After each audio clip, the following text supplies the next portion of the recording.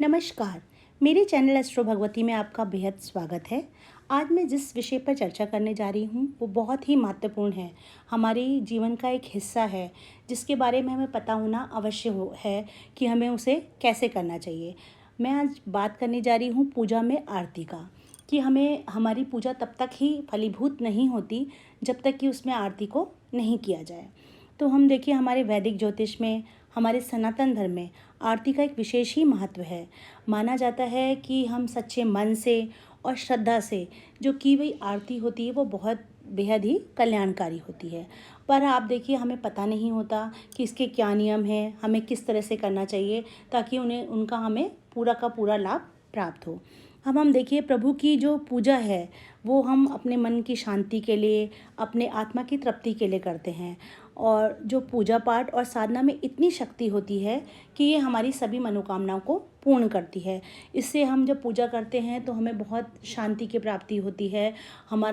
इसीलिए हमें अपने चित्त को शांत में रख के ही पूजा करनी चाहिए। हमारा ध्यान इधर उधर नहीं होना चाहिए। अगर हम पूजा कर रहे हैं तो हमारा ध्यान उसी तरफ होना चाहिए। देखिए, आप जो सच्चे मन से की गई पूजा है या ईश्वर की आराधना है वो हमारी चिंताओं को दूर करती है, हमें एक असीम आनंद की अनुभूति कराती है। लेकिन पूजा के दौरान ईश्वर की आराधना तब तक पूरी नहीं होती जब तक कि भगवान की आरती ना की जाए। शास्त्रों में पूजा के बाद आरती का एक विशेष महत्व बताया गया है। माना जाता है कि शास्त्रों में भी, और जो हमारे ऋषि मुनि भी रहे थे, वो यही बताते हैं कि सच्चे मन और श्रद्धा से की गई आरती बेहद कल्याणकारी होती है। आरती के दौरान जो स्तुति की जाती है उससे मन और वातावरण दोनों ही शुद्ध और पवित्र हो जाते हैं। अब मैं आपको बताती हूँ आरती की इम्पोर्टेंस, कि हमारी लाइफ में क्या इम्पोर्टेंस है आरती की। अगर कोई व्यक्ति मंत्र नहीं जानता, उसे कोई पूजा की विधि नहीं पता, लेकिन अगर वो आरती कर लेता है भगवान की, तो भगवान उसकी पूजा का पूर्ण रूप से स्वीकार करते हैं और उस आरती का उसको फल अवश्य ही मिलता है।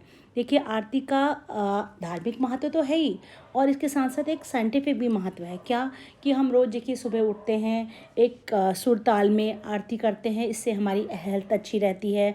जो हम आरती को गाते हैं, जो उनके शब्दों को गायन करते हैं, उससे हमारी शरीर की जो प्रणाली है वो एक्टिव रहती है, हमारे अंदर ऊर्जा का संचार होता है, हमारा ब्लड सर्कुलेशन बैलेंस रहता है। और एक चीज़ और मैं आपको बताती हूँ, आरती करते समय हम किन किन चीज़ों का इस्तेमाल करते हैं।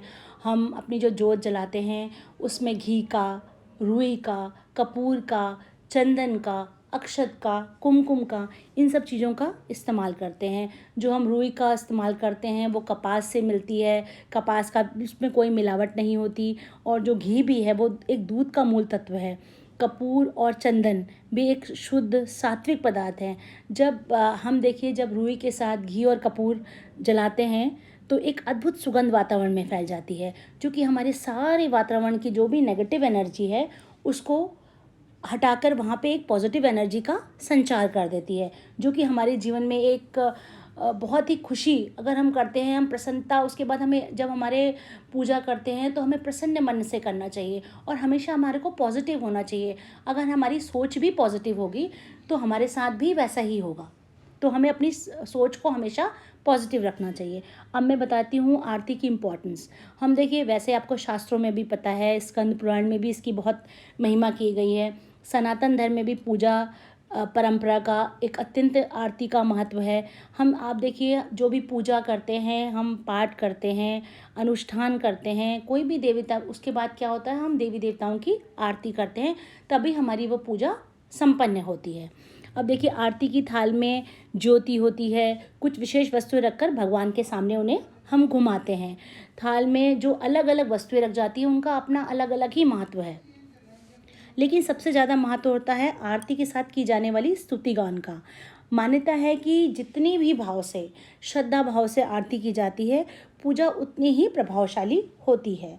तो आप देखिए, आरती करने के कुछ नियम भी होते हैं जिनको हमें मानना चाहिए, क्योंकि बिना पूजा, उपासना, मंत्र जाप, प्रार्थना या भजन से सिर्फ आरती नहीं की जाती कि हम केवल ये कर ले रहे हैं और उसके बाद हम कहें कि जी हमने आरती कर ली। ऐसा नहीं है। हमेशा पूजा या प्रार्थना की समाप्ति पर ही आरती करना श्रेष्ठकर होता है। आरती की थाली में आपको मैंने पहले भी बताया कपूर या घी का दीपक दोनों से ही ज्योति प्रज्वलित की जाती है। अगर देखिए अगर हम आरती के लिए पंचमुखी दिए का इस्तेमाल करें वो बहुत ही उत्तम होता है। और पूजा के साथ फूल और कुमकुम जरूर हम आरती की थाली में अवश्य रखें। आरती को मैं एक चीज़ और बताऊँ आपको, हम जब आरती घुमाते हैं भगवान के समक्ष तो उसको ऐसे घुमाना चाहिए कि ओम की आकृति बने, तो ये बहुत ही अच्छा होता है। और मैं आपको एक चीज़ और बताती हूँ, जब हम आरती करते हैं तो आरती को भगवान के चरणों में 4 बार, भगवान की नाभि में 2 बार, उसके मुख पर 1 बार और संपूर्ण शरीर पर 7 बार अवश्य घुमाना चाहिए। अब हम देखिए मान लो हम भगवान की पूजा कर रहे हैं, हमारी कोई मनोकामना है और वो हम चाहते हैं कि हमारी मनोकामना फलीभूत हो, तो मैं आपको बताती हूँ, अगर हम विष्णु जी की आरती करते हैं तो पीले फूल का प्रयोग करें।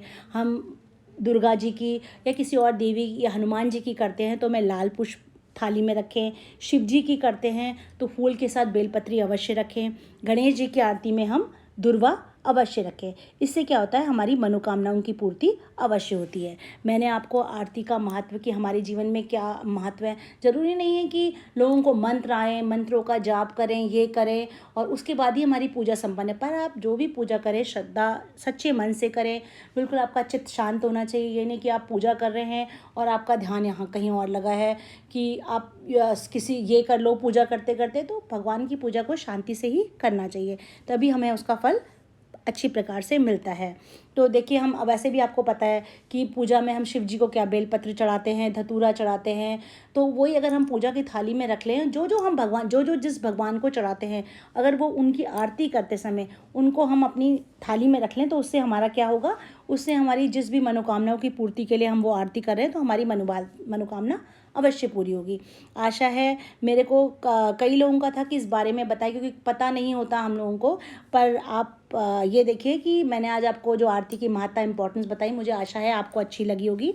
आप मेरे चैनल को लाइक और सब्सक्राइब ज़रूर कीजिएगा और मैं इसी प्रकार आपको अलग अलग विषयों पे अपने विचार साझा करती रहूँगी। धन्यवाद।